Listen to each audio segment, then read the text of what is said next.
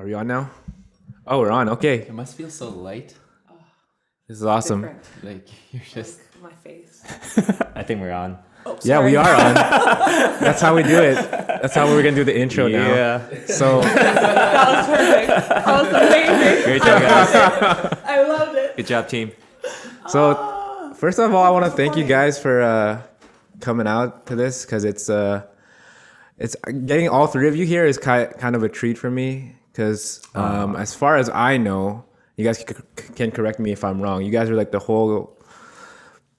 core people who started off the whole choreography and like the whole scene with the dancing and all that stuff. So you guys want to talk about that for like a little bit, because how you guys kind of got started and how you guys came to be who you are now. Wayne, you can start. Okay, so I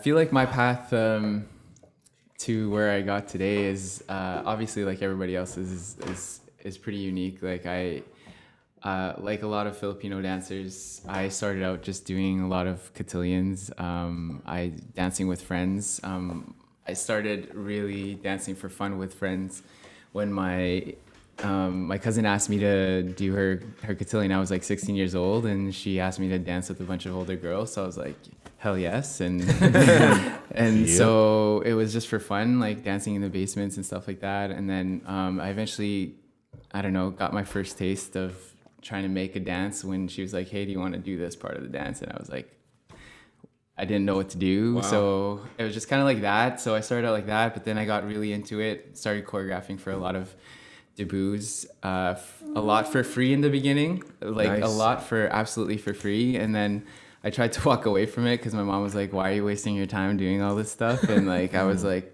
getting older. So walked away from it, tried to go to school for a bit. And then people started trying to contact me to choreograph their cotillions for money now. Like they're like, we'll pay you. So I went on a streak for like maybe another year or two, doing cotillions for money. And then I decided one day that I just didn't want to keep doing cotillions. And my buddy showed me this video back in the day. Shout out to Nezzy. Showed me a video of Cava Modern in Cali. 2007? And So good. it was Yeah. like, I feel like it was like, I don't know what year that was. Sorry, 2000. I know it was Vibe 10 or something Sorry, like 2005 probably. It was a JT set, and yeah, I remember that. that. Yeah, and they did like Drop It Like It's Hot, Yep. like Oh, and all that shoot. stuff. Yeah. And it was a pretty classic set, but like I saw that set and it was a zillion people on stage, and I was like, wow, like why can't we do this here? I'm already doing it with like cotillions basically, right? So I called up. Well, I just I started a group called CCAT with some friends, with Christine Palaleo, Joy Fabro, and Crystal Pagkalinaiwa. Oh, I fucked that up. That's all right. Redo. No censor. Pull up that track. Pull up. But yeah, it was the four of us that started CCAT, and yeah, and the rest of it was just kind of like the ride that brought me here today. I don't want to keep going, but that's kind of how I got started. Whoa, that's cool. That is. Go there. I didn't know that. I didn't know that. See, this is why I like doing Amazing. this stuff. What about you, Romeo? How did stuff start out for you? How did stuff blossom for you? I started dancing at Sizzler's Most Wanted. Shout out to, we're going to name drop a whole lot. Go ahead. There's a lot of people to They thank. deserve, yeah. Yeah, that deserve the respect and the acknowledgement.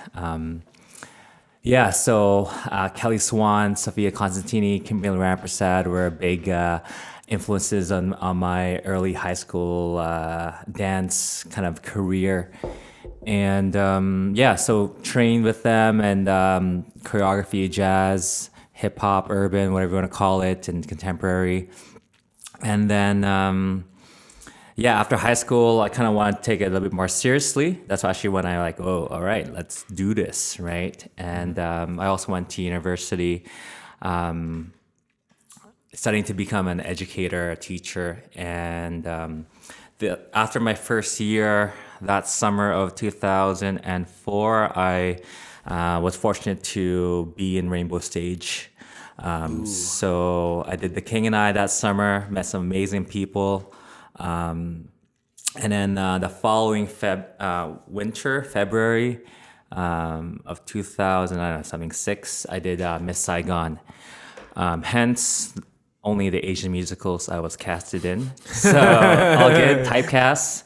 But whatever, like it was amazing. I was, with some inspiring people, and yeah, we're getting paid an honorarium to sing, dance, and act. I'm like, okay, this is what it is. Like, this is awesome. And then after doing Rainbow Stage, I was like, hey, I want to provide maybe this performance opportunities to the whole Winnipeg scene, right? Mm-hmm. And that's when Big Sky Dance at the time, BSD, shout out CFC Youth for Christ, and I was very involved with that organization, the youth group, and we actually started that, and we trained for a competition for a conference in Calgary, and that we won, and thankfully, and from there. We kind of create our own name and own image and own path. It went off to become Unite, and as well, big, Unite? Big respect to the forefathers of BSD at the time, which was Dennis DeLeon, Richie Sorrell, and Roldan Sevillano, that were big pillars in terms of getting things started. And from there with Unite, kind of got established and kept the train going, right? So it's been a long but memorable journey, let's just say. Wow. I know it sounds like I'm coming off sarcastic, but I'm not. Like I don't know these most of these stories, but yeah, I'm like, whoa, okay, cool. What about you? Oh my goodness. Where to start? Give me a time. I've been dancing. Okay, perfect. Thank you. So it goes down in the DM. Oh my God, it does go down in the DM. Define movement. Dance has been a part of my life since I can remember. I love dance. I'm very passionate about it. Dance is a healing form. It's a opportunity for people to connect. It's part of life. Dance is a part of life, and it's been an honor to learn and grow with these wonderful gentlemen that I'm with right now, Wayne and Romeo. They've really done so much for this community. There was a time, I'm going to tell a little sad story, but it's only to prove to everybody that there's been so much progress in the city. There was a time when I was doing a show called One Love, which is a show that was supposed to bring everybody together in positivity. So CCAT, Unite, a list of dangerous goods. Give it up. They have been doing it for their entire life as well. Longer than we have. Yeah, it's unbelievable. So know that. Support your dancers and your teachers and your choreographers. So important. One love, positivity, okay, is really great. Everything's going well. We have all these different people who are holding it down. Everyone's like, what? This is insane. Winnipeg has this amazing talent. This is insane. What? Yeah. This shit is amazing. Excuse, can I say the word? That's not bad. All right, so anyways. Okay, so the second year I wanted to put it in a bigger space, and I grew up in the ballet contemporary world. Give a big shout out to School of Contemporary Dancers. Yeah. They are my foundation. And I wanted to see hip hop being highlighted in a professional setting in this conservative Winnipeg. And I went to a theater, and they recently just had the Lloyd Banks show.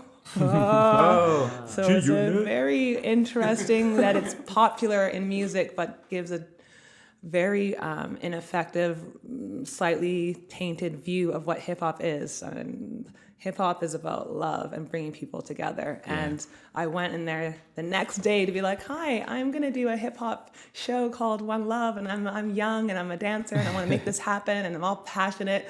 And the night before, because I was there, because I was backup dancing for some artists that were opening up for him, and there was weed in the background. Police had to come. The fight happened. These two guys didn't want to go on at the stage. These were artists fighting to go on stage. It was very scary. Wow. So the owner was like, well, I don't want to have hip hop here, if that's what you guys call this hip hop, this negative, tainted version of it. And I cried. I sat in that office and I cried. I was like, I can't believe a person doesn't see how much love is in hip hop. My beautiful, wonderful mother went across the stage, this is very emotional. Sorry. But my mom has helped me in every step of the way. She's been the most supportive person in dance, and your parents need to be super, super, super supportive when it comes to following your passion.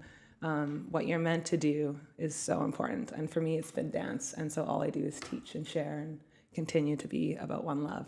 So I'm so happy to be here, to be talking with these two gentlemen, because I think at one time there might have been slight beef, but rivals. But for me, I just want to know it's always been about, like, I'm so proud to have met both of you, and it's been an honor to grow the city together. Like, this has been such an honor. Yeah, I completely agree. Like, I don't think that, I think that we've all played a role in each other's careers at some point, and I know for both of you, you've both provided me and CCAT opportunities to be able to perform and to get out there. And I understand, like, how much, when they say, like, community should support each other and all that stuff, like, I think that this is a perfect example of that. And I think that we've all gotten to where we are today. I mean, if Romeo didn't have a competition, I wouldn't have a competition to enter.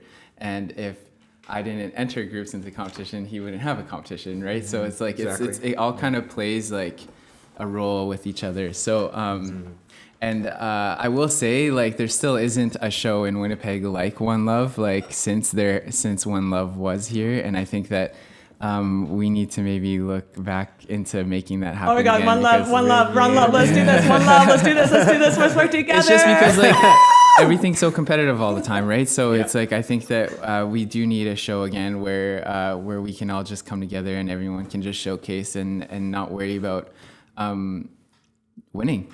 And people might hear this right now and be like, yeah, right, like, all you care about is winning. Like, I mean, like, obviously I'm a competitive person, and, like, I've been in that scene for a very long time, but to get that opportunity again, it would be great. And I mean, there wouldn't be any better people to do it, I think, if it wasn't for us.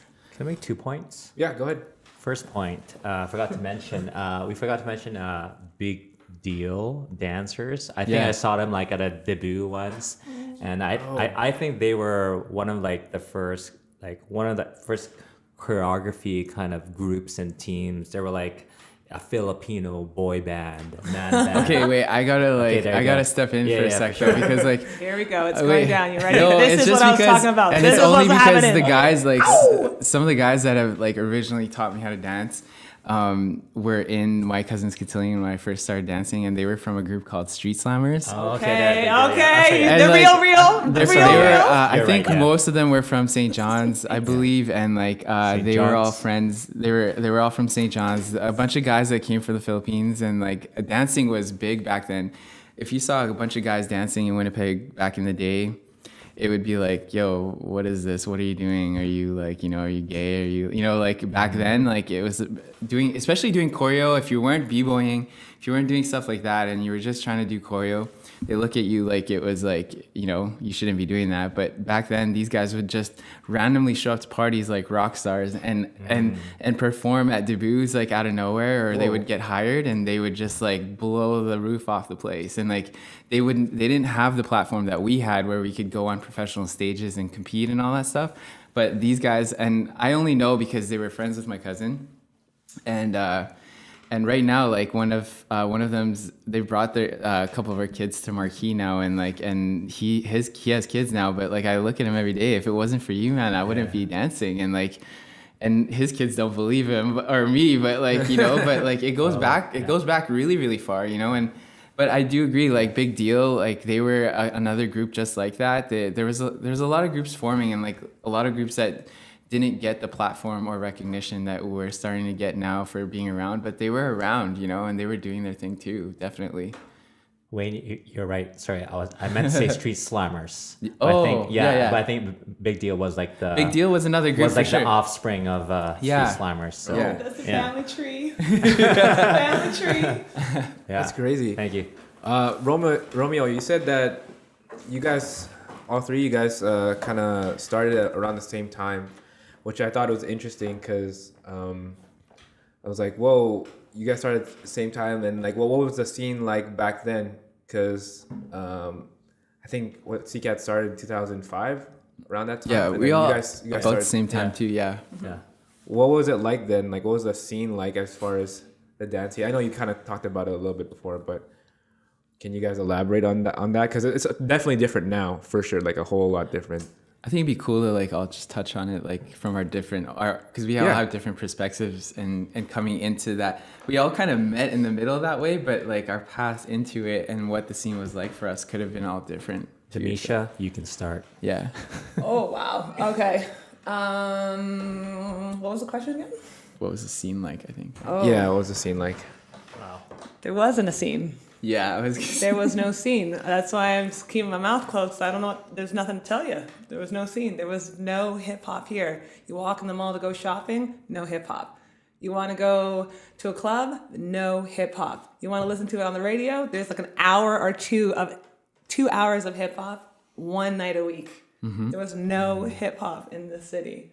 When I taught a class in the North End, Mamawe Wichiata, and it was outreach work, which was amazing. I was like probably 18, and they couldn't even call it hip hop. They had to call it funk dance with Dammecia because the government thought grant money for hip hop. Well, we're not going to give money to start gangs. That's what they saw hip hop as. And so the fact that now there's hip hop in every school, everywhere, we're wearing hip hop clothes, like this city like has so much and is grown from zero to this flourishing thing. Yeah, when I taught at Steps, like for like a couple months ago, that's what I was just trying to tell them. Like what you guys have now is so different from what we had. We had zero, you know, and even to say like just to put perspective, like when I started CCAT, I was 23 years old, you know, and some of these kids are now getting all of this at like 13, 14, 15, 16, you know, like they're starting at such an early age and high level of training at such an early age. And, you know, it's cool to see. I think that, like she said, when we started, there was nothing, like barely any gigs. Like that's why I was so thankful for these two, because Romeo started in the zone like pretty quickly after, and Dammecia had One Love, and we held our events every once in a while too. Like we did Sync and we did some stuff like that. Pause. Hold up. What? I want to let you know that Sync was the competition show event that you guys created that pushed my group to give these. We did collaboration with Dangerous Goods. Yeah. And we created Such a sick an performance. amazing performance because of that One event. of my favorite performances of all time from the city, for sure. Like it was that bus stop one, right? Bus stop co-op. Yeah. It was amazing. So good. It felt good to dance. But yeah, back then it was it was so hard to even just find a place to even have a chance to perform and put your stuff up like in front of people, you know, like I can remember one instance where CCAT, like I was so desperate as a director that we literally had to pay to get into a social to perform. We all paid tickets, like $15. Are you telling me that time that we were all at that social? I don't know. Don't tell me. But I know there was a social for sure where like we No, paid you did not. $15 each to get in. No, you didn't. I don't remember that. That's terrible. Never. Dancers, never. Your No. artwork is You don't so have to do that now, important. though. No, you don't have to do it now. Wow. We work hard. No, Apparently that's at that we need to work competition, hard. like the Dancers competition Alliance. last weekend, there was a competition last weekend for 25. The prize was $2,500 for first. Second was $1,000, and they didn't have to pay for a registration fee. That's amazing. Yeah. Yeah, like it was free to enter, and there was a big Yeah. prizes at the end. No. Like that wouldn't have happened back in the day, and that's just like I don't know. But what about you? The scene back Yeah. then. Like, I what would was agree. it? Yeah, I would agree with Dammecia and Wayne here. Yeah, with you guys. Yeah, like we basically had to create our own opportunities and own create a freaking road for ourselves and for our groups and our teams and for this whole city. Whether it was paying to get into a performance, creating a show, bringing in, I think our time, we were, the first few that were bringing in, I guess, some guest teachers. I know Dammecia, you brought in Luther before. He was the Luther Brown. He is still the Luther Brown. Well, working with P. Diddy and dude. Woo, that man is, sorry, you brought the name up. I'm sorry. He's amazing. He's so sick, man. What? And I would agree that we would be, myself and at least with BSD Unite, we were looking for wherever small or big stage to perform in, just to get that experience, just so that we can level up as not only directors but as dancers and make a name, because there was no scene industry or whatever you want to call it, right? We had to show people in the city that we have a passion, but we're great at it, and you need to watch us and respect what we're doing, right? Because I think when and I were talking about a lot of people, or I think I was watching John's podcast. He was saying something about to others, non-dancers or non-dancers that appreciate what we do, this is nothing to them. They don't get it, right? So it's about educating not only within the scene at the time, but the general public, that this is worthwhile, right? What we're doing is worth it, whether we were making a living out of it or paying someone else to get experience, right? It was it was totally worth it. So long story short, we had to kind of, at that time, there was, very few teams and few events, but, we made do with what we could. And it built from that. Did you guys know at the time that you guys were starting this kind of scene? Because I don't know if I was in your situation, if I would imagine that it would be like this, or did you just guys were just passionate about what you're doing, I just want to do this, and how was it for you guys with that experience? Did you guys think it's gonna be it's gonna blow up and it's gonna turn into this whole type thing? No, there was that's why I was just gonna try to touch on I think that there was, when you're in it at the time, I don't think that that's what you're thinking about. You're not really, you're just trying to, it's almost, I know it sounds cheesy, but it's almost about it's just what's the next gig, or what's your next goal, but it's always just kind of moving forward little by little. To think that we helped pioneer the choreo scene in the city is pretty crazy to say, or is even to think of, but it's just you don't know at the time, and to see it grow and blossom into this, I've seen it in its really strong moments, and it's fluctuated here and there, but for the most part it has some pretty consistent growth, and now the city is just, it's booming, man. It's it's crazy, just to see the amount of talent and all the kids making their own choreography and just pushing those boundaries, it's starting way earlier. Like I said, I was 23 when I started doing all taking it more seriously, and now to see kids doing it at a way younger age is just, it's cool, and it's a blessing to see and be around to watch it happen, because it's I don't know. Yeah, it's really, I don't know.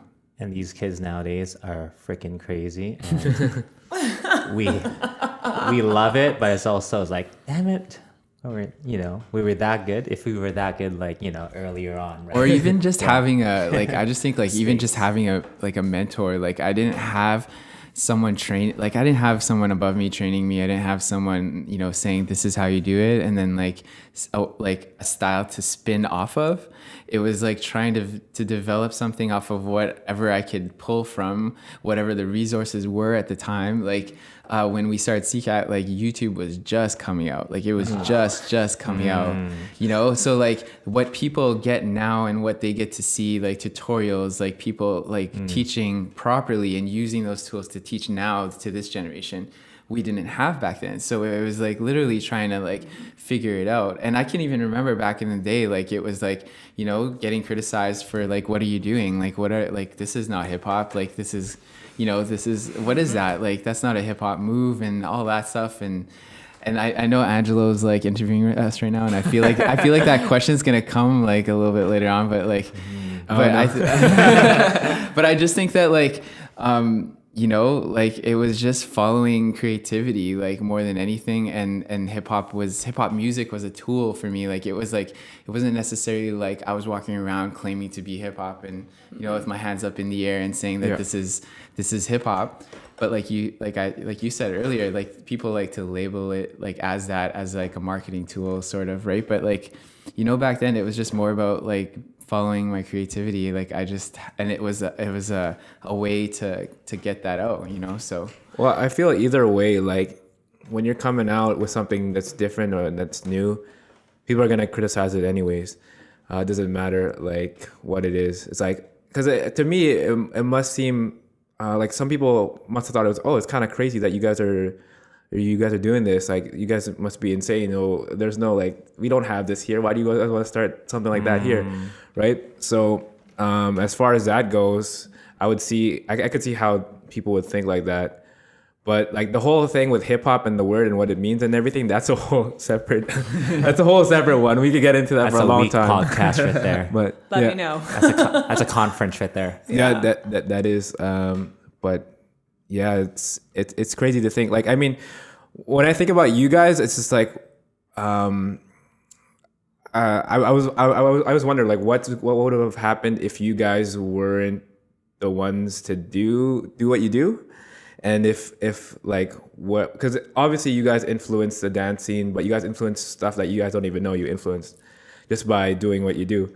So I'm not sure if my crew would exist without you guys, or even like Dangerous Goods or any of those other crews. So this podcast is also just to give recognition to you guys and maybe to some of the other people who don't get the shine, and you know, because there's a bunch of people, and there's a bunch of people I want to get on here and, you know, let them talk and well, now that you're history on that topic, like just off the top of my head, so I don't forget, like I just want to give a shout out to like Sheila Bughao. She ran Synergy, yes. And like that breeded dancers like Angel and like who currently runs the live studio in the city, and like there's just so much background to it now. Like I mean, well, CCAT just recently celebrated their 10-year anniversary, right? So it just kind of gives you perspective how long it's all been kind of going and how many dancers have come in and out of the picture along the way. Some people are still around, and some people, you know, they left after the first year, but all of these people that were involved in some way, shape, or form like contributed to this community that like all these kids are thriving off of now. And yeah, it's just beautiful to see. Yeah. Oh, for sure. Right. Like I think I could speak on behalf of Dammecia and Wayne that, you know, we would not be in this position, or we would not have the life experiences that we would have without key roles, key people, right? Whether they were there on a short-term basis or a long-term basis, you know, they all played a key role. Like, you know, not a lot of people know. Well, Richie Sorrell, who's you know, co-director of a project right now. In 2009, we were doing public classes. We're hosting some of them, and he was the one that, you know, I would say that really pushed and influenced, bringing in guest teachers from other crews and other teams, right? And we kind of just latched onto that idea and inspiration, and we went from there, right? So, you know, again, it goes back to give credit when it's due, right?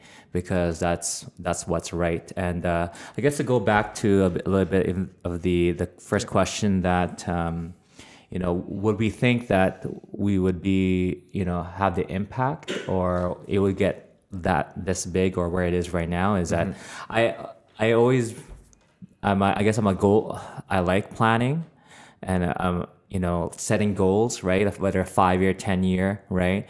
I think a lot of us had a lot of dreams and hopes, but not necessarily the right knowledge. We were just kind of flying by the ear, right? Whatever, seat of our pants kind of thing, whatever. Oh, that dude, statement, I know what you're saying. right? Made so many mistakes along the way. Yeah. Like it wasn't pretty, like, at all. Like, and even like what you're saying, like, it's like good experiences, bad experiences, like with people, like it all contributed to it, Yeah. you know. And I think that, yeah, I don't know. I agree. And then like we had the, I think when we were before or after the first in the zone, when I was 20, you know, we're like with our core, with our leadership, we were thinking, okay, you know, we had kind of like a goal session in like 5 years. We want in the zone, you know, we hope to have in the zone be national, and we thankfully did it in 4 years, right? And you know, it boggles like kind of my mind that like, hey, like this was achieved, but I do not forget the fact that too, that many people were a part of it, right? Like Wayne was saying earlier, like without each and every one of us, whether it was rivals or, you know, directly involved, like it's, everyone is needed, let's just say, right? Were you guys, because you kind of alluded to the fact that you guys were pretty competitive at some point. Did you guys have any like run-ins with each other where it was like, oh man, I'm gonna totally smoke this crew or whatever, or like in a competition? I don't know, like, cause I feel like just thinking about it. Okay, I'm gonna for cut me, it. I'm gonna cut it. Okay. I'm gonna go for it. Okay. I haven't talked for a minute. So. Okay. Throw some Oh, shade. true. We're just gonna throw some shade right now. So I'll speak on this one. I'm deathly afraid of competitions. I hate the feeling of the pressure in competitions. So I never do them ever. And one time we did one at Scandals. And I was so nervous. My crew, I was trying to like give them the energy, like, okay, don't worry, we're gonna do this. But meanwhile, I'm like inside, like, I'm so scared. So like my crew, like the dancers that I taught and got to share what I knew, they also helped me grow as a person and as a leader. Because I was so scared. Everything I did, I was so scared. But I was like, I couldn't let them see me scared. So I was like, okay, we're gonna do this. I danced so hard that I like popped my shoulder out. Oh. Like I injured my shoulder. I was like, hi, this is happening. And I like kept on dancing. And we all had a great time, like the whole group. I was so proud of everyone. Everyone did the choreography great. We were all connected because we were happy. I was helping them. They were helping me. It was amazing. And I was like, oh my God, we probably did terrible. But I don't even care because I'm so proud of us. I'm so proud, and we ended up winning. But I was like, what? I was shocked because it was such a scary feeling, and it wasn't until you're there just dancing that you had a good time, you just enjoy it. So that's kind of my perspective when it comes to competitions. So I am so grateful that you guys have both created these amazing competitions that have continued to develop and grow. And it helped me be a better choreographer, teacher, and dancer. So like when we talk about pieces of puzzle, like that's healthy competition. We each show what we're good at and we learn from each other. But it's okay to have those quiet moments where like, okay, I'm in the lab and you're in your lab and you're in your lab, you know? And then we come out, we're like, yo, I love what you did with this. Yo, that was amazing. Okay, I need to get my back on my ground. I'm popping. You know what I mean? And then someone's like, okay, I need to get my dance hall working a little more. And like, we all help each other. And like, I'm so grateful to have grown with you guys in the city, and then our dancers and then their dancers. So one more thing I would like to say. Because I feel like a mama right now. I'm just so proud of everything. It's very, very proud. The feels. But I'm gonna call Kalyan Bremo is she is like a sister. She is like so close in my family.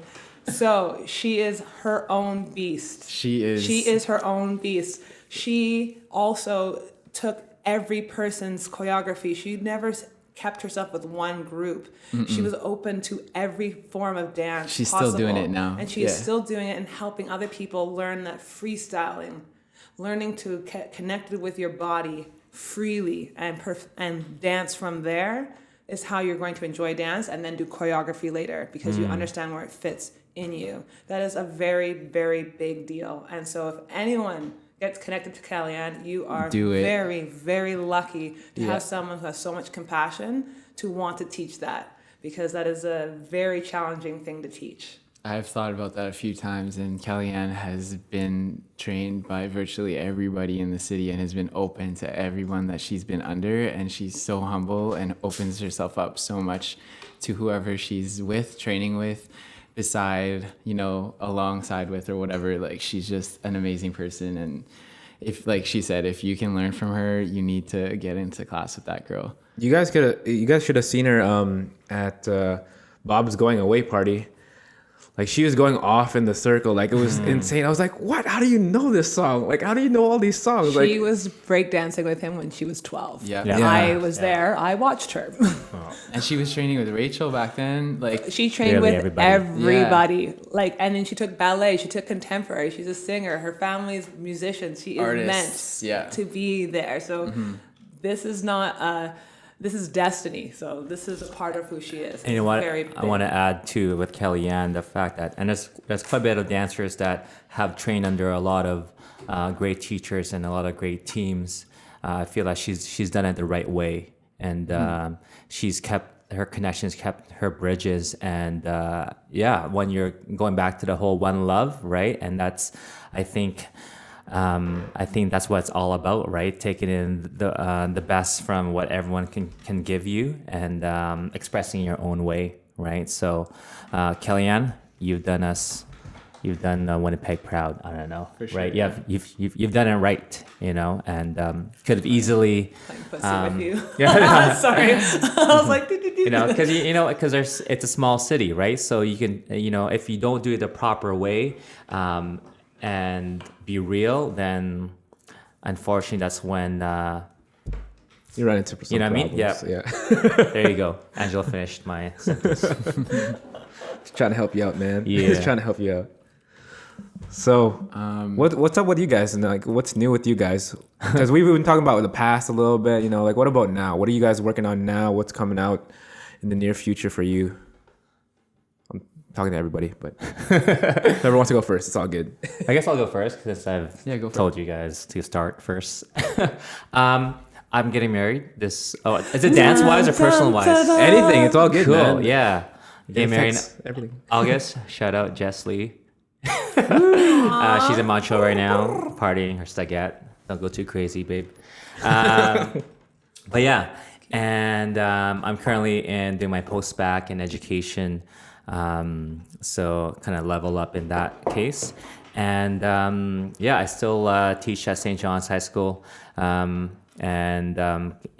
just finished my 5th year there, 8th year of teaching in the school division. And shout out to St. John's. yeah, Students, St. John's they're High amazing. School. Salter Church Street, yeah. Not St. John's Ravens Court, right? Just gonna make sure. Not those wannabes. Yeah. Just kidding. Ow! It's getting Yeah. feisty. No offense to those dancers that go there. I'm messing around. Yeah, all good. Everybody should know that I'm messing around. Love, let's get together and St. John's, be Newfoundland. all right. Woo, woo. And I'm looking forward. I recently announced that this will be in the Zone 10 in 2017. Will be my final one. And So time he is for- looking for people who are interested in following in the footsteps. So make sure you Hey, get an yeah. email out to. Yeah. Romeo Suban at hotmail.com. If you're serious, we want to get a letter. We want to see some video. We want to know what you want to do with this position, how you're going to continue to make this hip hop city grow. So hit him up. This is important. Who wants to take the torch? Yeah. How thanks, many Tanisha. years? How many years? 10 years. 10 Yeah, years, well, next okay? year. That's a decade. That's a really big deal. So who's passing that torch? It has to stay alive in Winnipeg, but has someone to. that's willing to do it has to stand up. Yeah. And you know what? I've been again grateful for what is given all of us. But I also believe in that someone new to rise up and to take it to wherever they want to take it, right? And I'm just looking forward right now. Looking forward to investing more in myself as an artist, because we kind of grew up we've had to grow up really fast in terms of this dance, teaching, instruction, directorship, leadership, whatever you want to call it. I don't know, but you must still look like I'm 20. Just Yeah, saying. right. So You guys all look pretty young. so yes, so Dance keeps you young. yeah. Just saying. Not only does it feel good, it keeps you young. So it's kind of having, I don't know, kind of full circle where throughout these last decade, we've had to be a teacher, director, and also an artist and a dancer too. And for myself, I'm looking forward to investing into my own art and exploring different dance schools, whether it's directly related or something completely different, right? But yeah, that is what's up with Romeo. Sweet. What about you guys? Yeah, I can go. I'm currently still teaching at Marquee Dance Academy. Where Yes, if you don't know where that is, it's in the South End. We're currently located in Island Lakes, but we're making a move this summer to our new space in Sage Creek. Sage Creek. Sage Creek. Look it up. Google it. Google Map. Google Maps. There's no excuse. Marquee. You can find it. Marquee. Google Map. I don't know if it's bus friendly, so you need a ride. Start talking to the people who have a car. Get a friend who has a car. You will work and talk about your passion. It will all be okay. There's a Tim Hortons in front of the studio. There's a Sobeys, so you're good. But yeah, I'm just with getting older, I've just been focused on like Romeo said, I just love creating, and I've been choreographing with the students that at Marquee for a bit now. Shout out to my teams, Legacy, Prodigy, Kid and Play. I love all those kids. Really, really proud of how far they've come. Legacy just came off of the adult category win in the Zone 9. Yep. And so we've been really proud of that. Everybody's kind of like a little bit on a break, but we're gearing up for the next season, which starts really soon, like in 2 months. In September already. I think it's gonna happen so quick, and then we're just basically gonna be getting ready to defend at Peg City. We have 2 titles to defend next year. We got the Peg City title and the In the Zone title to defend. So we're gonna be busy this year, and then maybe checking out AE again next March. Actually, yeah, like I was actually fortunate enough to win the Choreographer of the Year award at Artists Emerge. So it was really nice, and we're planning to go back to that probably. But I've just been really focused on creating. I feel like I'm in a time where I really want to just be, creating art for people to see, and that's just all I'm really interested in. So not too many events going on or anything like that, but. Yeah, and then other than that, I just my focus is my little girl, and shout out to Isabella. I love you. Daddy loves you. You guys are so old. Just joking. Old AF. But yeah, that's it. So that's up with me. Dammecia's not in the room. Yeah. Well, guys, she probably has a lot to say. She's been in Toronto for a while, so Yeah. Toronto. You guys have obviously been to Toronto. Have you guys danced out there? I've been to Toronto a few times for the Beatdown with CCAT. I never really gave them a real shout out yet. Shout out to my old group CCAT. I was with them for 8 years. They, like I said, they just approached their 10-year anniversary, and they're in I think they're doing the World of Dance Finals in LA this summer. So like they're doing really well for themselves too. But how did I get on that tangent?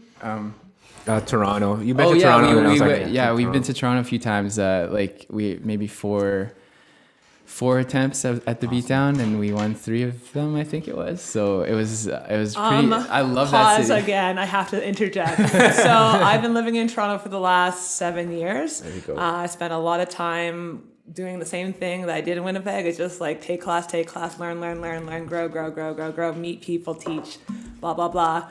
CCAT is a name in Toronto. Nice. There is 1 million people living in that city. It is a major metropolis city of Canada.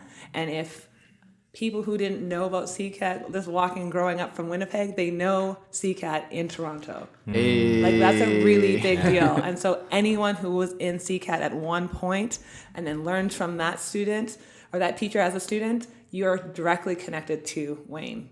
Okay, so it's very important that you remember that. Like they are big deal.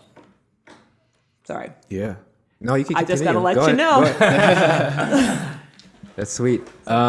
Yeah, like what's new for you, Dammecia? Like what's we're just talking about that with these other dudes over here. So what's coming up? What's What is on the horizon? What do I let you know? Are you There's getting always, woke? There's always tons of woke? things happening. Always Who you coffee on the dating? day. There's tons of things What you happening. doing? What you doing? What's happening? Okay, well, I'm gonna say first. The first thing I did was I just graduated with my BA of Honors in Modern Dance.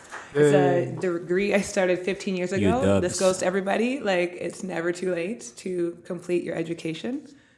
Very important. So I'm very proud about that.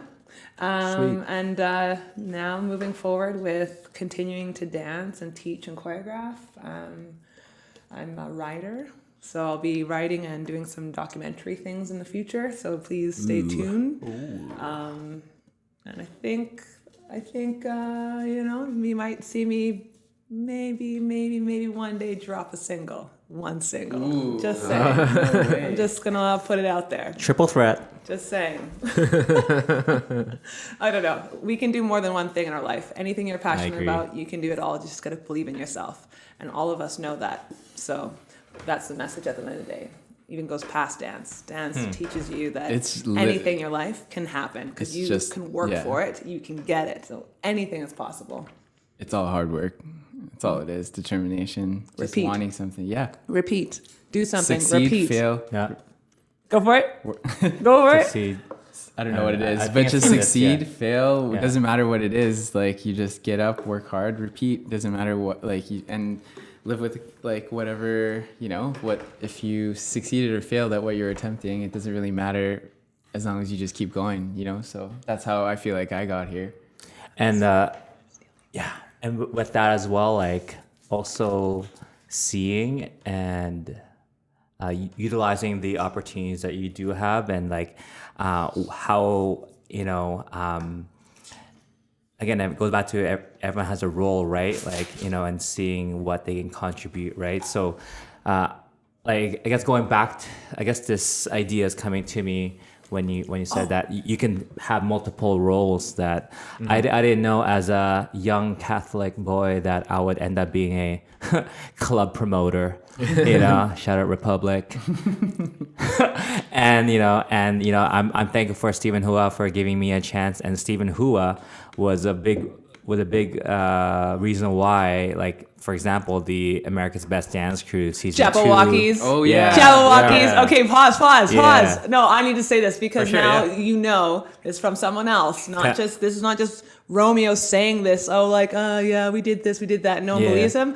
I'm telling you that Jabberwockies was the biggest dance show that came to Winnipeg. Yeah, they I are the agree. best crew in the world. They were here in Winnipeg. Romeo set this up with Stephen Hua.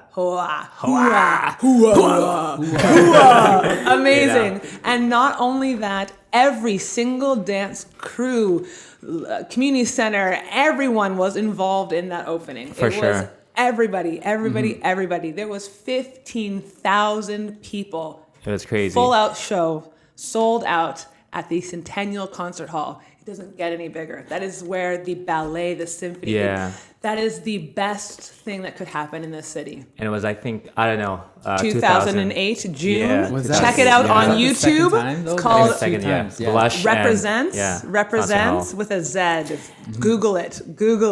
And it's a funny. Everyone's in it. Yeah, the everyone is in whole city is in it. It was amazing, So yeah. people, dancers, if you want to Google things, it's so great that you're learning on the YouTube, but you need to learn from people who know what they're doing.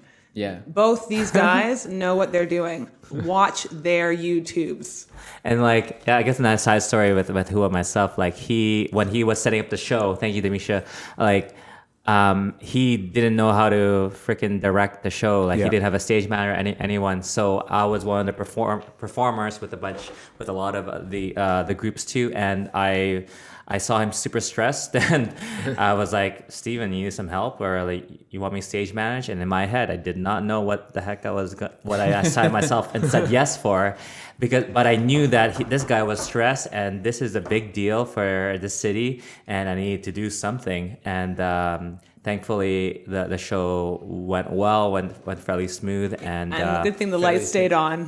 Yeah, I can remember that. Yeah, and from there, America's Best Dance Crew, the season 2 came along, and then Steven also brought out Surreal Dance Crew, I think the year after that, and that was it was huge, and like so not if he brought out a bunch of them. Yeah. There was like, wasn't there a few crews here? Yeah. Supreme Soul was here. Yes, Supreme Soul, go on. Fanny Pack, Super Crew. So it was One more. he is not a dancer, but he loves and respects and a big fan of dance, and that's why I will always respect Stephen Hua, because he invested and believed in this dance scene and this dance city, right? So He sure did. Republic. Do you know that he hired myself and Define Movement to dance and freestyle up on. So if you go there now, you usually see a girl in a bikini, half naked, not dancing. No, you had dancers that were real women that knew how to move their bodies and like have fun dancing hip hop in sweatpants. They're all still, and your team's all still dancing. Like they're all still contributing to all the programs in the city. Yeah, major things. Both Mary Beth and Loa graduated with their education degree, so they're now certified educators that can now contribute that dance and that mindset into the educational field. Yeah, that's what you're doing too, Romeo. That's what you're doing too, Wayne, and Rachel, and every other dancer, Bob, and the Dangerous Good. There's too many to list. There's too many to list now. So I don't even know if we said her, but like Miss Sophia is like brought so much to the community. Like it's mother crazy. of all dancers. She's literally everyone's mom. Mother of all dragons and dancers. Game of Thrones. There's just so much. There's just so much. There's so many. Yeah, so I was trying to say, just like if like some of these roles like were, you can be not just a choreographer or a dancer, right? If you're open to these opportunities, open to learn and to work hard and to learn as you go and make mistakes, and you'll find something, right? And so, let's just say.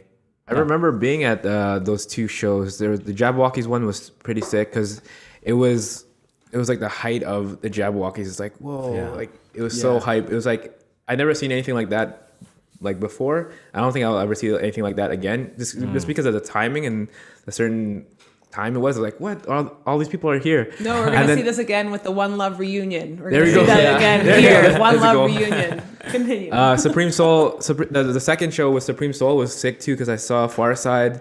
And he was doing his wave. He did a wave with his hat. And I'm like, whoa! And then he did like a wave with his arms, and he like turned it to the side. I'm like, holy crap!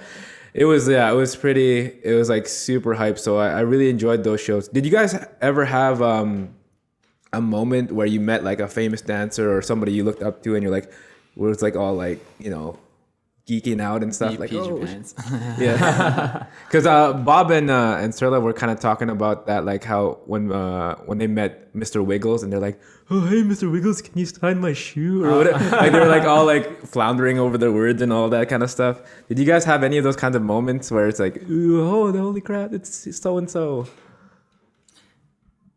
No, you guys are just well, I've met quite a few famous dancers. Like I think through a lot of competitions, because they usually are the judges and or they'll like at the workshops or whatever. And what I've learned is that most people are pretty down to earth, and what I've also learned is that they're people too, and that like for me, so I mean along the way I've kind of learned to not just like like crazy fangirl. Like I mean one of my biggest inspirations or mentors, like if there was one for me, was like somebody who I brought here like back in 2006 for Sync, which was Sean Varisto. Like I mean he's obviously gone on to do all the great things he's gone on to do. But like, I just think that he was such a humble person. And like, after I met him, I found that, like, you know, for the most part, that's how people just want to be treated. They don't want to be treated like, you know, that they're famous or like, and, you know, even though they might be YouTube famous, they're, you know, they're not like a Justin Bieber famous, and they just want to be normal, right? So, I mean, for me personally, it's not like I was like, yeah, you know, but I could see if you met Mr. Wiggles and like, you know, like he's a pretty, like I don't know, like he's a founder of like, Yeah, you know, like he's pretty intense. Yeah, he's like an OG for sure. like, so has like anyone come up to you like that? Like they were like kind of fanboying or fangirling over you guys? You guys have any experience like that? 'Cause I think that would be interesting. Anybody, go ahead. It's all good. Yeah, like it's I guess like former students or people that hear about me, or even parents or people my age. Oh, I heard, you know, like I know you, but I don't know you, but I saw you. You know what I mean? But it's or say hi to you and you say hi, but you don't know who the heck they were, but like you're just like hi. And I think it's for sure appreciated, right? Like if we were in it just, you know, for that, and, you know, for that reason alone, to be recognized, to be popular, to be whatever, we wouldn't have lasted this long. Yeah. You know what I mean? I think that's just the I don't know, the culture that we're in, that if you put yourself out there online or in events, right, that people are going to hear of you, and hopefully great things, right? And but yeah, like it's appreciated, right? But it's like, I'm thankful and I'm very appreciative of that. That's a healthy way of looking at it. Yeah. It's beautiful. I've kept every card that a student has ever said thank you. I have this circle hat box, no hat in there, just envelopes, and I always kept them after. And I was actually just yesterday looking through there, and it's just so beautiful. It reminds me when I get down on myself, when I feel like, I don't know if I'm supposed to continue doing this. I don't know. Like maybe I'm not helping. Like maybe I'm not good enough. Like I get that fear place. I literally go back to that box and I was like, no, this person said thank you. Your energy like helped me. Da da da da da. Thank you. Like I loved your class. It was so much fun. Thank you. Like those things help me to be me, and I feel like it's the sweetest thing ever to know that you're making a difference when you share your happiness with other people. Yeah, for like me personally, like it was like, I never really look at myself that way. Like I still find myself to be pretty shy when I'm speaking to people about me. You know what I mean? But but at the end of the day, like it actually didn't start happening until recently. And one of the first instances when I noticed was like at Steps this year, when there were some kids, I don't know what school particularly they were from, but they're like staring at me and like continuing to stare at me, and they're like pointing at me, and then they're like, I don't know if they were making fun of me, and then they were asking to take pictures with me, and it was such a weird like feeling, because like I just do what I do because like I love to do it, and it's kind of this just labor of love and putting it on stage, right? And when people look at you that way because of the things that you do, like if there's anybody that I look at that too, like recently I watched these videos by Keone and Mari Madrid, and like their stuff is just unreal, and like I can kind of understand that if people see you that way, but it's only been happening recently, but it's taken like 10 years. 10 years. This is the second time. 10 years. It takes 10 years to become it takes 10 years to get amazing at something.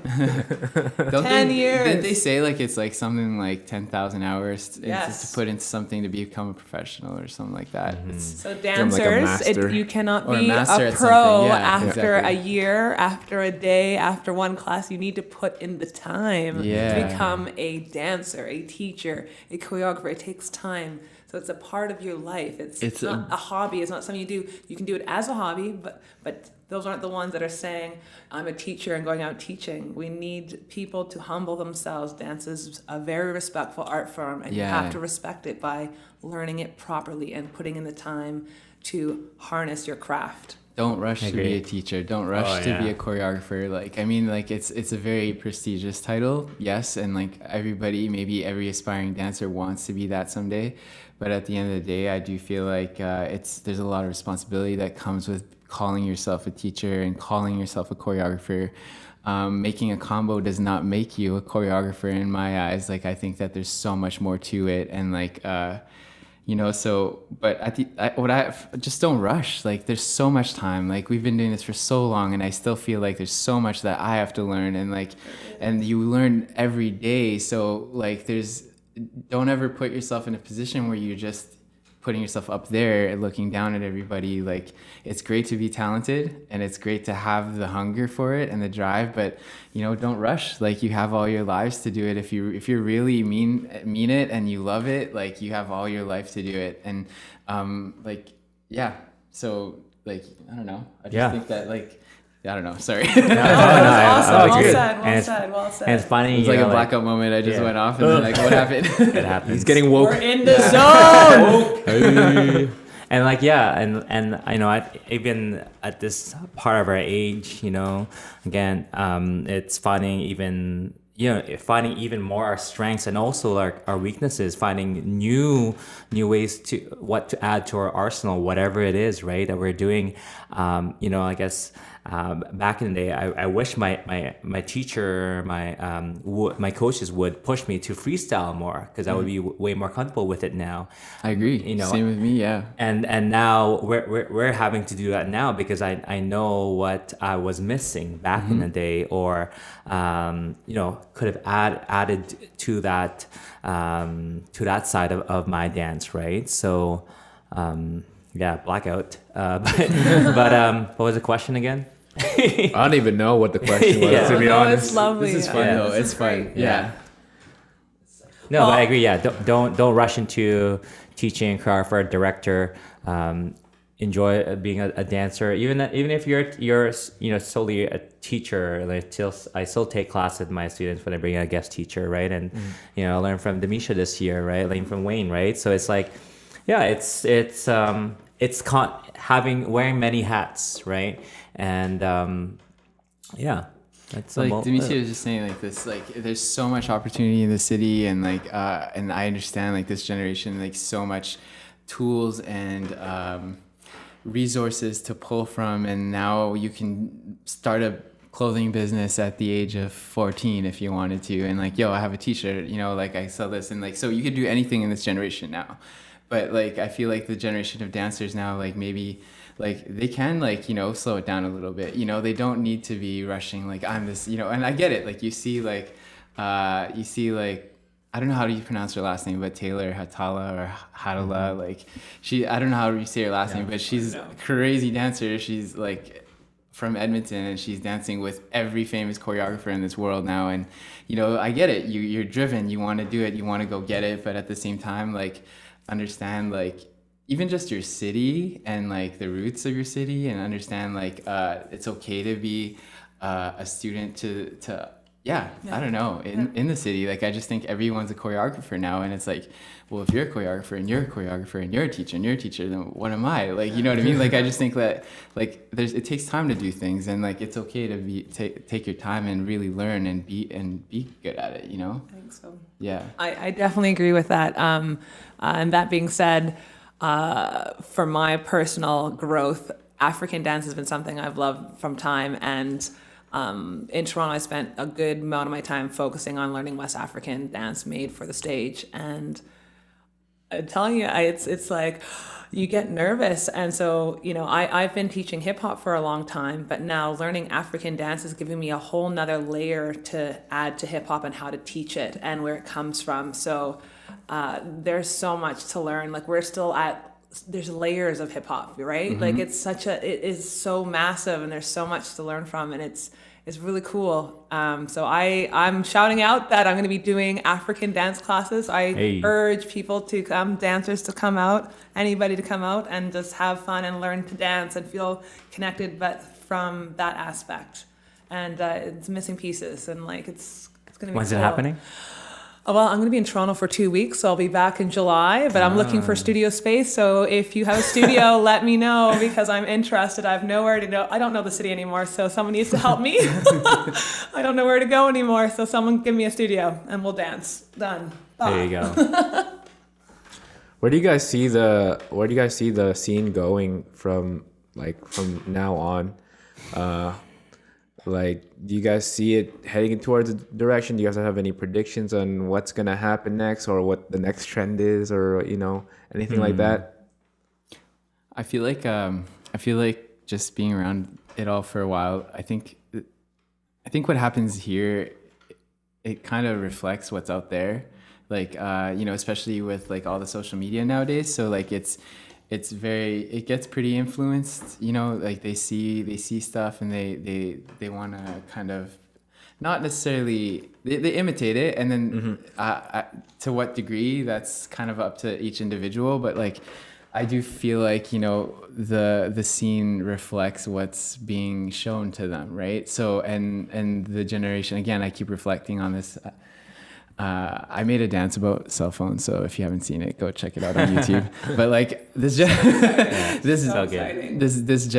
generation is all about that social media and like that quick information at your fingertips, right? So when they turn on their phones and they're following that'scz.com, or they're on YouTube and they're following their favorite dance channels or their favorite choreographers, like the moment that choreographer puts something out, like it's on their fingertips, like immediately, so they're influenced right away. So I think that that's how Winnipeg's gone so big so quickly. Like Winnipeg's dance scene, hip hop choreography scene has directly paralleled YouTube, I feel, and I think that it'll continue that way. I'm not in a negative way, not in a positive way, but I just think that it's very influenced. Like we don't have that many like roots here. So like, does that mean we need to be teaching professional hip hop classes for dancers that are seriously interested in growing in their dance artistry? Yeah. I'm down. Professional choreography classes, Yeah. how to dance choreography, not to learn it, how to dance it. Yeah. There's Did this differences just in happen? all of that stuff. Did this just happen? Mic drop? Mic drop? Just saying. It's true. I think that even in that subject in itself, like I think that that's something that needs to be learned. I think that there's a lot of people dancing choreography, but it sounds funny, not knowing how to dance choreography properly and execute. Like there's all kinds of like angles to it. How it feels, where it comes from, the initiation, what you're giving, who's receiving it. Do you know where it's going? You can bring your audience in and heal them with your dancing. If you're happy and enjoying it, it's amazing. Like you can affect the audience. Like the style that both, from my perspective, Romeo and Wayne have with their choreography is they move the audience with their choreography. It's very subtle, but it's awesome because those little pieces put together make a huge movement, and it's lovely to watch. But there have been imitators that are missing how to move the audience when they're watching the choreography. So that's yeah. It's our next level, right? That deeper meaning, right? That's what Do you dance guys is. purposely do that when you how do you guys think about your choreography very intensely and this move means this way, means it's gonna you guys think about it in a super logical kind of sense, or is it more of a feeling and then I feel like doing like this and then just put it out there, or is it a mix? I don't know. Sometimes if it's a theme, there's maybe a logical story to it, right? But also you can be open to what makes you feel good, right? Because I would say, at least in my experience, choreography is being a dancer first and foremost is it's about you. It's a little bit selfish, as much as this is for everybody else, right? But it needs to make you feel something for it to be for you, if you're gonna communicate that to your dancers. So and sometimes you make dances because it feels good. Maybe because it's your favorite song at that time or a throwback, right? So I guess it all depends on your approach and to whether it's a competition piece or a showcase piece or a 60-year-old piece for the parents, right? So it's like, and it's about knowing your goal and what's the vision, right? Creating for me has like always been super, like, if you've known me, like I'm super artsy. Like I draw from so many different inspirations. Like it's not just dance, so I'm not just sitting there on YouTube trying to watch like certain dancers and styles and how they do their moves. It's more about finding a song could reach out to me completely and just overtake my whole thought process for whatever 10 weeks, and that's what I'm working on at that time, and that's where I get lost in, and and the moves that come with it. I almost feel like, because I get it, I'm kind of touching on it again because it is a sensitive subject to me because I've encountered it a lot over my career where maybe that's not hip hop. What are you doing? Like, that's not hip hop. For me, it's like, I feel like I've transcended to a place, and I'm just, like, that's kind of like, I'm not saying I don't like hip hop is what I fall in love with, hip hop music and all that stuff. But when I create, like, I don't think I'm limited to hip hop. I don't think I draw from things that I've seen. Like if I was watching like a performance at, even if I was just sitting, like just watching through the window of my boss's ballet class, and I'm just sitting there and I'm like just watching movement, and I get drawn to stuff like that, or I get drawn to seasonal things. Like, so like, let's say if it's like, for example, I'll give you some insight on In the Zone. So like this past In the Zone, I was like, we just came off the win for Peg City, and we got to get ready. We have about 5 months to get ready for In the Zone, and we want to look like, we want to look good, right? So I'm working on this mix. It's winter time, and I'm listening to a certain type of music, and I'm just feeling it. I'm like, oh, this is gonna kill it. This is gonna be sick. This is just gonna be. We're gonna take it. I'm just so pumped. And then we passed the AE point, and we still kind of. I'm on this mix, and I'm listening to it, and I can't get myself going. And it's like a month away from In the Zone, and I'm like. I have a whole group of 33 people looking at me in class, and we're like, what are we doing? Like, we're going to look like fools on stage. And I'm like, I'm sitting there and, but a lot of it's my gut, right? So I go back to the drawing board, and I'm just like, even though we had something started, I was like, you know what? Out the window, so I just threw it out the window, and I'm listening to Views, right? And I'm listening to Views, and, and now he has this summer vibe, like, like if you ever listen to Drake's interview, like he talks about how he came up with that album, and like it just has that, like, it was now summer, we're approaching In the Zone, and I'm like, okay guys, I'm inspired by this song, we're gonna do this song, and we're gonna do this fresh set. And I was like woke, as Dammecia would say. I was literally woke, and I was like, I knew what I wanted, like what my vision was. So like, even though it wasn't like, I made up the idea 5 months ago, and it was super planned out. Like, I just put everything, I followed my gut. And so that's the process for me. Like, it's not always like a formula or this is how much time it takes to make a set. It's like, I don't think there is amount of time to make a perfect set. A perfect set is a perfect set. Like, if you needed like 3 weeks to make it, but you put the right amount of time into it, and the right people were involved, and you had the right heart going into it, then it doesn't matter if you had it for 6 months or 3 weeks. Like, it doesn't really matter. Like, and so like for me, the process is very, very organic, and it's just about it's about vibes and feelings, and like I try to trust those vibes and feelings. Like, I try to listen, like I try not to go against myself, especially after I've been doing it for this long, and I know that it took me really long to get confident in myself. Like, if that sounds like weird to any of you guys, like same here. Yeah. Like, people, look to me as like a leader in CCAT for so long. Like, I was there for 8 years, and like, for I'd say a good solid 6 of those years, I was afraid, just like Dammecia was saying, like, these people are looking to me to lead them, to show them the proper way, Have and the answers. yeah, and like and try to be like, just take them in the right direction, and you get scared, but it took a while to realize, just follow your gut, and win or lose, whether people like it or hate it, that's up to them to decide, and that's not really for you to really worry about, as long as you're able to get what you needed out of that piece, or out of like creating that routine or whatever combo, whatever it might be.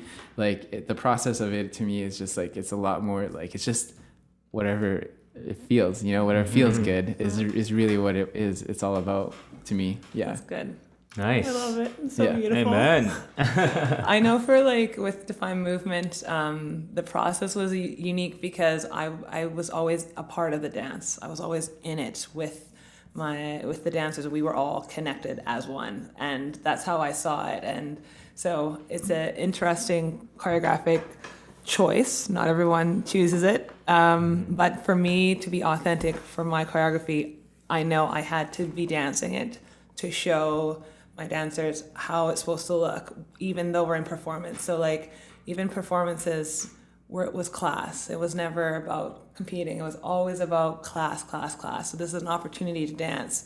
And so, it was like it's dance, just dancing. I gotta admit, I was envious of that, because like the structure that I had started with and created, and what I felt like I needed for like 40 people when we first started, was like almost like not I don't mean to make it sound like that, but like you almost had to be like a dictator when you had that many people under you, like, and to be strict about it, because like if there's just so many people involved and so many. I had wheels 7 going. dancers in Define Movement. 7. That was the most. 13 was the most at one point, and half of them had already been with me. It was family, and like and we're also trained dancers in ballet or whatever. So like I had the most amazing dancers that were open. They were open, and they focused, because there was only 7. But that's or 13. what I'm saying. Like I was so envious. I was envious of that, because you guys always look so free on stage, and like we had a style where it was like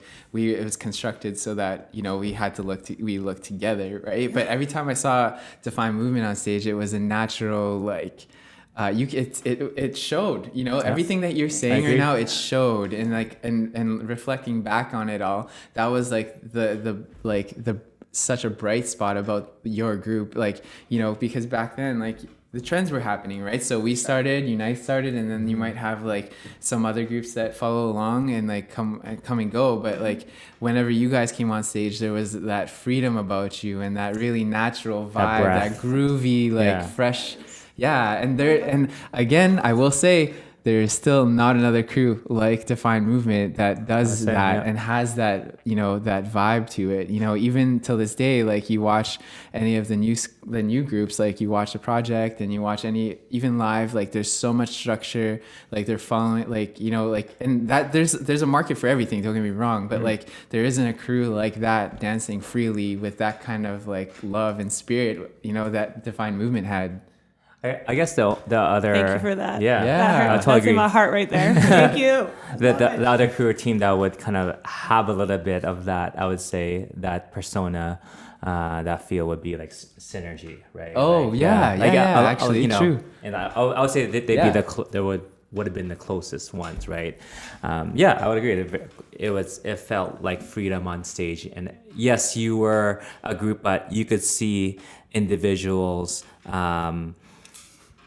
Was that, in the spotlight and rise, them as unique individuals, even though you guys were very together as a team as well. Does that make sense? Yeah. Right. Like, and you guys were standing up for something that a lot of people couldn't understand, because back then it was usually the only big opportunities you got was to compete, right? And you guys barely competed, and you guys were always dancing for the reason of just dancing. And to other people, when they see that, you might not see that like absolutely perfect angled arm, but you had 7 like individual like dancers, beautiful dancers that like just dance from here, right? And like and that was like such a big I'm very proud of all of them. Like so proud. Like you should so be too, proud, because they're like, all so doing proud. big things, man. Yeah, It's crazy. honestly, I feel like I'm like that mom that's like, I'm so proud that if I start saying things, I'm going to embarrass them. You know, like, I'm so proud, and it's I'll start crying literally right now. I couldn't be prouder, and I couldn't be prouder. You know? You were the original Mama Twerk. Oh yeah, and check me out on Instagram, Dammecia _time. That's all I'm saying. What do you guys think about the social side of dancing right now? Because I think it seems very structured, like almost like a sports team sometimes, where it's like, okay, we have practice at this time and this day, and then after that, like they don't really dance for fun, like on their own time or anything. It's just like just for the team.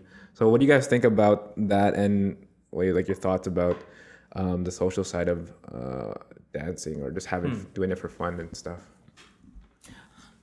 Yeah. Well, I mean, I come from a background like right now, like my profession is to teach like at a dance studio, right? So the structure there is literally you start in September, it ends in May or June, depending on what studio you go to, and the culture is just to go take class, depending on how many classes you take a week. Like if you have your one class a week, you go once a week, and you come back next week and you practice your little routine. But I mean, even right now, I think it's just trying to change that culture. Like I know what you mean, like crews, like real crews, like they're like living, breathing, eating, sleeping together. You know, like it's like, you know, but I think the social aspect of it, we like a lot of people, like we try to hang out as much as possible, but I think that Legacy, for example, our age range, we have couple 13-year-olds, and then we have people that are in their mid-20s, you know, and it's hard for those people to hang out, you know. So it's just kind of like, I get it, like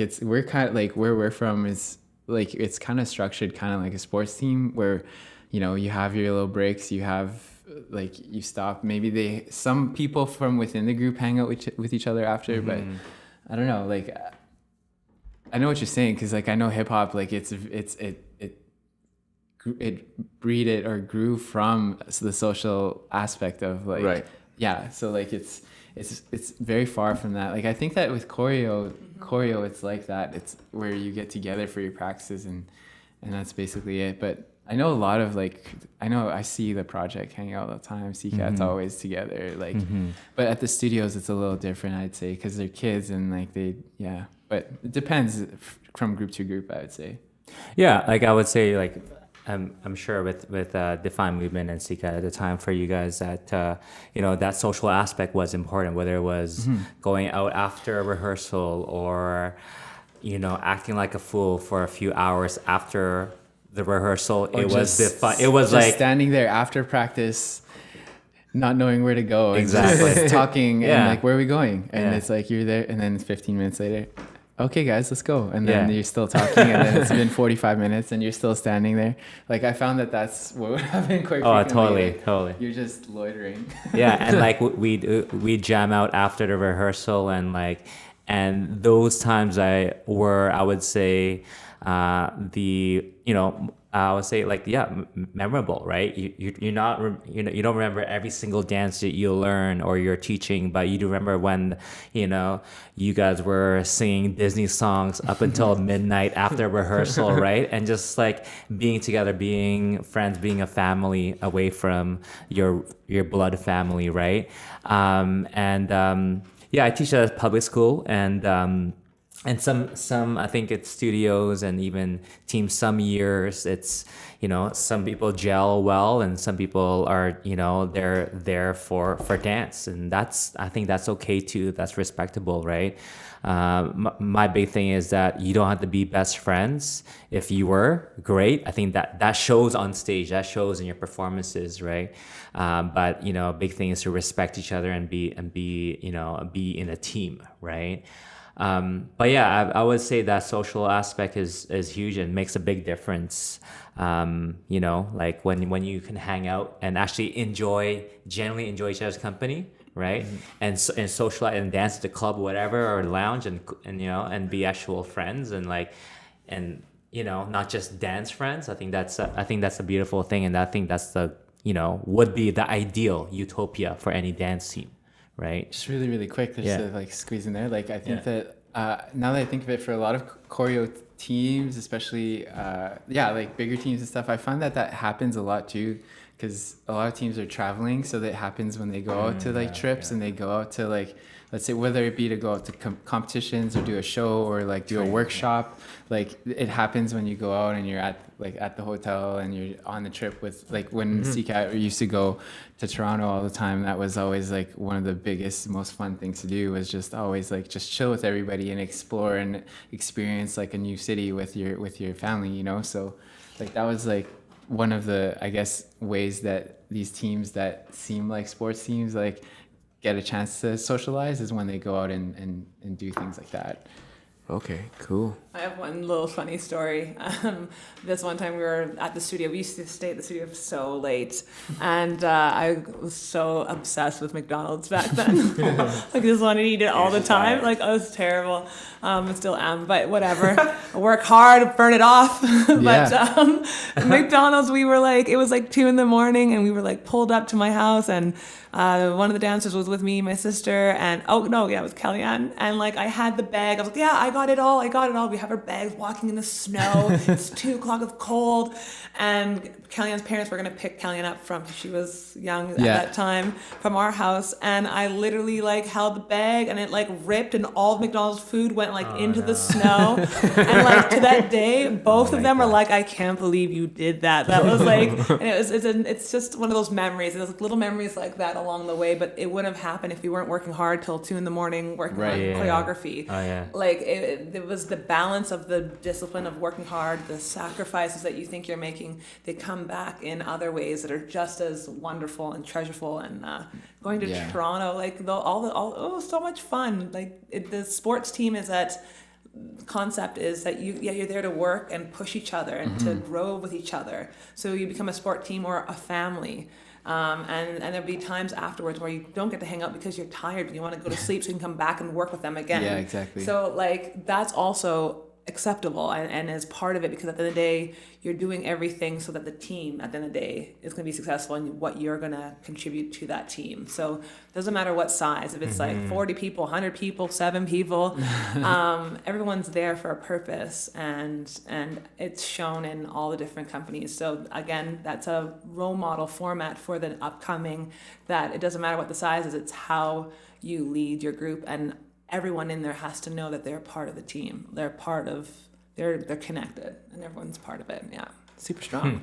I find it funny sometimes, because sometimes when there's events like a battle or anything like that, sometimes the best part of it is after, when you get to hang out with some of the dancers and just chill and like joke around and all that. Like I remember it was a Dance for MS. After the battle, like the battle was cool. After it was more fun. It sounds kind of strange, like sorry to the event, but like the event was cool. It's just like that the social aspect of it. I think sometimes it feels like it's missing, and there's different ways you get it. Like if you're part of a certain team or a crew or anything. But that was like super fun for me. I was like, I remember that night because it was just fun after the whole thing. Do you guys want to shout out anybody? I know you guys shouted out some other people, but anybody else you guys want to spread some spotlight on? I'll that start. Helped you out? So a big thank you to Tim and Milka, Tim Nabrato and Milka Abril. They've been with me since the Unite days, and till now, and sticking by the decisions and the year by year, and everyone's been involved, like everyone, like it's not so general, but in the Winnipeg dance scene, right? Whether we be connected on a short-term event basis, or like Wayne Dammecia for the last 10 or so odd years, right? It's been truly a privilege and honor to serve in this capacity, and I can't wait to see it grow and flourish. I hope that there's gonna be new leaders, right? Because we're getting old and older, right? But it doesn't mean that we're gonna go away anytime soon. Just maybe a different role, right? And it's yeah, I would say just keep dreaming, right? And we all had our individual dreams, and also that connected as a whole for this city, this province, this country, right? Keep dreaming, and surround yourself with the right people, and go, right? And that's the hope, right? And hopefully we made it a little bit easier for this generation of dancers. And yeah, I'm excited for myself individually, for these people around me, and for this whole city, right? So yeah, peace. Is that it? Are we wrapping? Well, Pretty soon, but just I think we're doing shout outs. If you guys want to shout out anybody. Nice. For me, well, this is weird because I feel like I think about this all the time, but I never get an opportunity to say Do it. So, I just, to keep it simple, I just want to thank everybody that I've crossed paths with over like the last like 10 or 12 whatever years. Like, whatever our connections were, whether they were good or bad, or people who supported me or people who doubted me. Like, I think that everybody's played a little role into bringing me to where I am today. The people who supported me really gave me that strength that I needed to like kind of push forward when things got hard.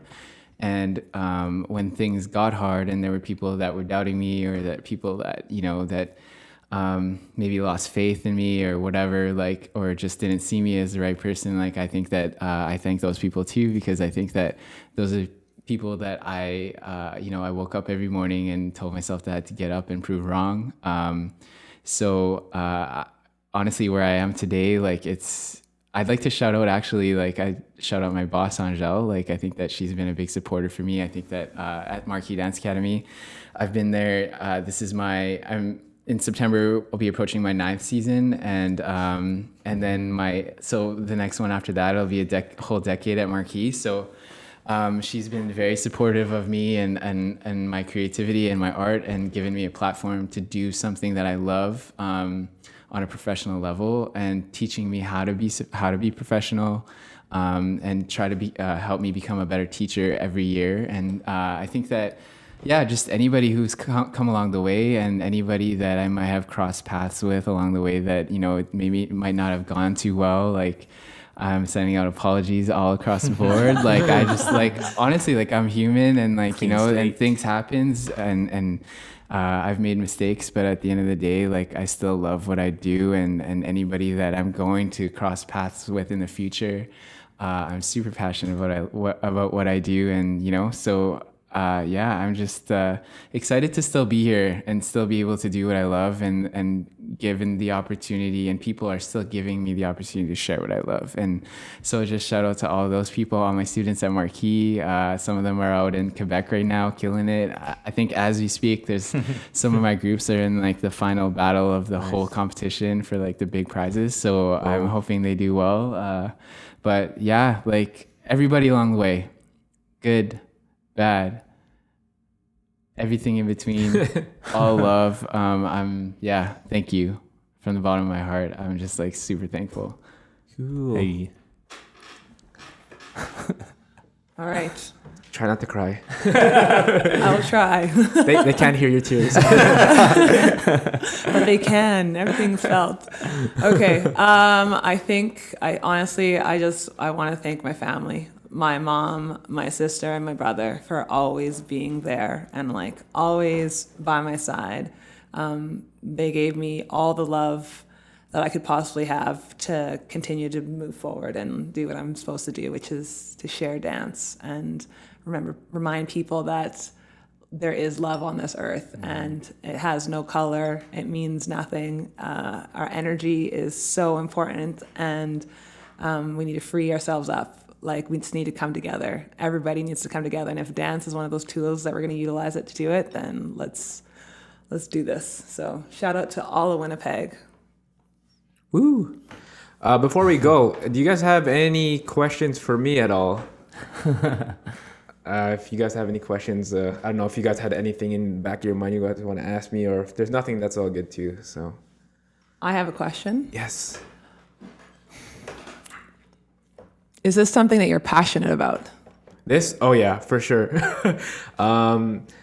I started listening to the Joe Rogan podcast a while back, and then I'm like, well, this would be a good thing to have here. Like, well, and I'm like, oh, maybe I should start something, and then we'll see how it goes from there, and see if I like doing it. The first big one was with Bob, and that was like super fun, and I really like hearing about his stories, and this you get a deeper appreciation of where everything has come together, and for the dance too, and you get to get in touch with your roots a lot more, and people nowadays especially don't get a chance to do that. And I just like talking to other people and curious about their origins and their stories, and it inspires me. So hopefully it's informative, this podcast, and it also entertains, and it's kind of funny, and like people can listen to it and like kind of have a laugh and stuff. So, Angela, can we ask a question? How do we find you? Where are you on Facebook? Are you on Snapchat? Are you on Instagram? Are you on Twitter? Do you have a website? What's the links? How do I use a podcast? How do we get a hold of you? So if we want to do more, who wants to get involved? What do we want to talk about? Contact this person. How do we get to contact you? How do we find you? Yeah, promoting. Go. Yeah. No, you could just search up CypherTalk on YouTube. CypherTalk on YouTube. Yeah, CYPHER, and then just talk.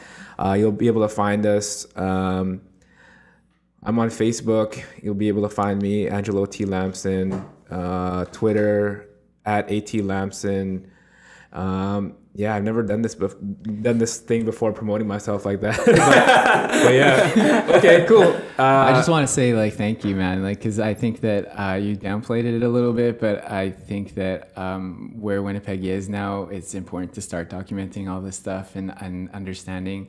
Otherwise, it all just gets lost like it does, and it becomes harder to find. But if you do things like this, and the fact that you've taken initiative and taken interest in Winnipeg's like beginnings, I guess you could say, or like its roots, like people can listen to this stuff and understand like where other people came from and why they are where they are. You know, I'm sure that there's people right now that look at me and be like, why is this guy like, why is he him, or why is Romeo like running in the zone, and just looking at, or even look, I just even think back to like, and you're thinking about someone like Kellyanne, like Kellyanne wouldn't be Kellyanne if it wasn't for Dammecia. Like, I think that like, and obviously there's a lot of other people involved there, but she was under her wing for so long, and I think that people don't realize that, and people don't know that because Dammecia is barely in the city, but I think that it's something that people need to know, and I think that a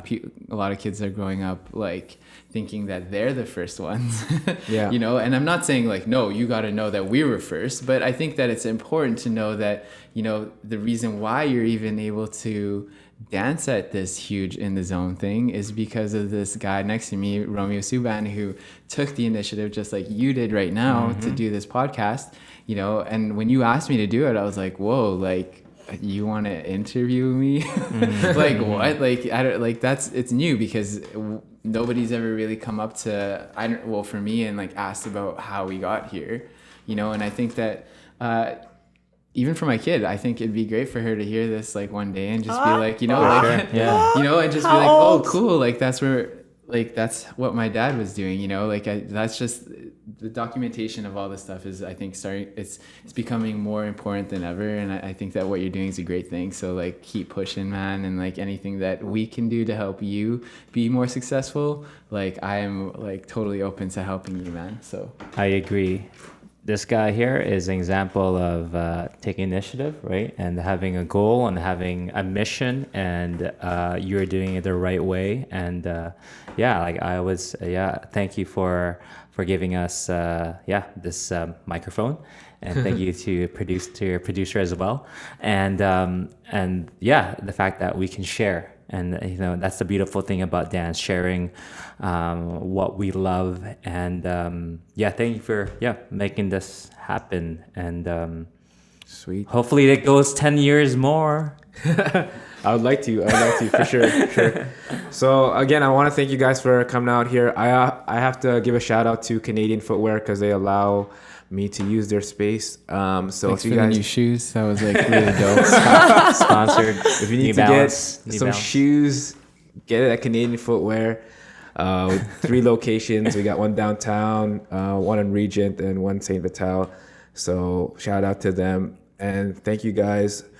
We'll see you guys on the flip side. Peace. Hey, see ya. Ow! Woke.